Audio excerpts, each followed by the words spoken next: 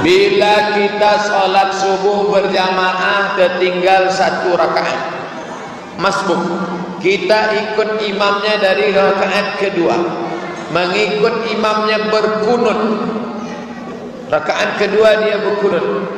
Apakah setelah itu kita tambah 1 rakaat yang tertinggal kunut lagi apa tak kunut lagi? Rakaat yang kedua itu dia kunut lagi apa tidak kunut lagi? Kunut lagi. Pada rakaat kedua menurut mazhab Syafi'i dia berkunut lagi. Apa alasannya? Tadi imam rakaat 2, si makmum itu rakaat 1. Pada saat si imam salam, si makmum tegak, maka rakaat yang kedua bagi makmum, maka si makmum kunut lagi karena rakaat tadi itu adalah rakaat kedua bagi makmum. Maka dia angkat tangan lagi, Allahumma hadina fiman hadait. Kalau begitu kunutnya 2 kali. Ya. Kenapa yang pertama itu kunut? Ju'ilal imamu liyutamma bihi, karena dia mengikut imam. Pada rakaat yang kedua itu rakaat kedua bagi diri dia, maka dia baca kunut. Itu alasannya menurut mazhab Syafi'i. Waktu menyembelih kurban, lalu tukang sembelih itu diupahkan oleh panitia kurban. Apakah tukang sembelih yang diupahkan itu masih boleh mengambil daging kurban lagi? Daging kurban sebagai upah haram, sebagai hadiah boleh. Apa beda upah sama hadiah? Hadiah dapat alhamdulillah, tak dapat tak masalah. Tapi kalau upah wajib dapat. Kalau tak dapat naik pisau tukate. Maka tukang potong tu kita kasih dia, hai bapak tukang potong, ini 600.000 sebagai upah, ini ada 1 kresek sebagai hadiah. Maka daging yang dikasih itu sebagai hadiah. Adapun sebagai upah haram. Bedakan upah dengan hadiah. Apakah kulit hewan kurban boleh dijual? Man ba'a jilda udhiyatihi, siapa yang menjual kulit hewan kurbannya, fala udhiyatalah, maka tiada kurbanlah baginya. Lalu kulitnya itu apa? Natasaddaqu biha, kata Ali bin Abi Thalib. Waktu Nabi menyuruh saya menyembelih kurban Nabi, kulitnya kami sedekahkan. Maka kulit ada berapa lembar? 5 lembar. Panggil fakir miskin. Fakir miskin, sini. Ya, mau kulit ambil. Kata fakir miskin, jijik, banyak darah, bau, enggaklah. Akhirnya dia pergi. Kemana kulit? Saya boleh menjualkan kulit. Kebetulan saya punya kenalan, www.jange.com. Assalamualaikum Pak Jange. Yuk, apa kabar? Lama tak bersuah, hampir setahun. Ya Pak Ustaz, korban tahun petang. Iku ada 5 lembar, tolong ambil ke masjid kami. Datanglah Pak Jange. Berapa 5 lembar? 500.000. Setelah jadi duit 500, saya panggil balik fakir miskin. Fakir miskin, sini. Mau kulit? Duit mau? Mau. Nah, ini duit 500. Ambil semua. Begitulah cara pengelolaan kulit yang betul. Yang sudah lewat apa boleh buat, akan datang kita perbaiki. Saya ikut koperasi dan selalu membayar iuran. Saat ini saya sedang meminjam di koperasi itu. Bagaimana hukumnya Pak Ustaz? Riba.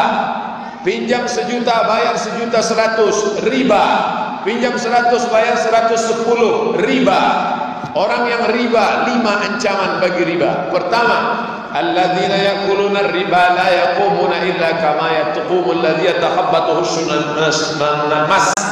Orang yang makan riba nanti bangkit dari kubur macam bangkitnya orang yang kerasukan setan. Kata orang Jawa, kesambet.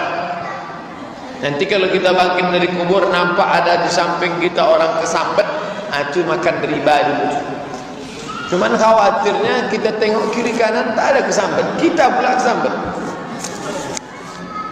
Yang kedua, ayyuma lahmin, makan riba, dimakan, yummy, masuk ke dalam badan. Ayyuma lahmin nabata min aramin, setiap darah daging di badan dari riba, fannaru aulabi, tempatnya api neraka.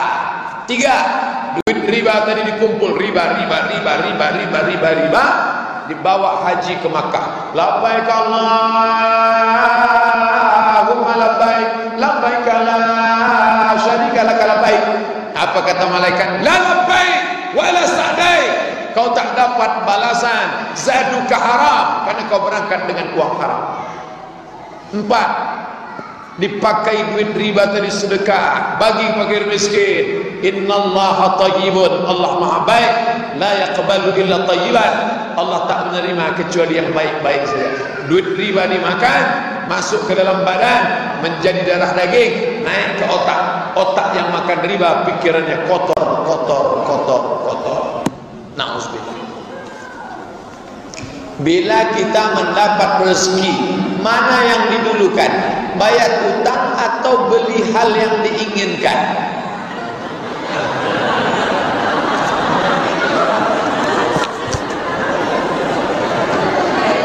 Ini saya tunjukkan ayatnya. Surat Al-Baqarah ayat 282. Ini Samsung sedang murah nih. Al-Baqarah 282. Coba tengok. Ini saya kasih tanda satu halaman. Nih, saya kasih tanda pakai kertas yang nanya utang tadi. Ya ayyuhalladzina amanu, hai orang-orang yang beriman, idza tadayantum bidainin, kalau kalian menjalin transaksi utang piutang, ila ajalin musamma, sampai batas waktu tertentu, faktubu, tulis. Ayat paling panjang bukan tentang sholat, bukan tentang puasa, tentang hutang piutang, bayar hutang yang sudah jatuh tempo. Orang yang mati syahid tidak akan merasakan sakratul maut, tidak merasakan azab kubur, tidak merasakan hisab, illa dain, hutang. Yang mati syahid saja hutangnya dituntut, apalagi mati konyol. Jadi ya, keinginan tunda dulu, bayar hutang dulu. Ini hutang tak ada yang bisa menolong kecuali hutang. Bagaimana sebenarnya tanggung jawab hutang itu, Pak Ustaz? Ayat hutang yang luar biasa. Orang yang tidak membayar hutang mati, maka di akhirat dia mesti cari itu orang. Dia cari di mana? Di padang mahsyar. Mencarinya di padang mahsyar. Di padang panjang aja payah jumpa, apalagi di padang mahsyar. Saya tak sanggup membayangkan hutang piutang. Makanya Ustadz Darisman Ahmad, kalau ada hutang saya waktu di Mesir dulu, tolong izinkan aja lah.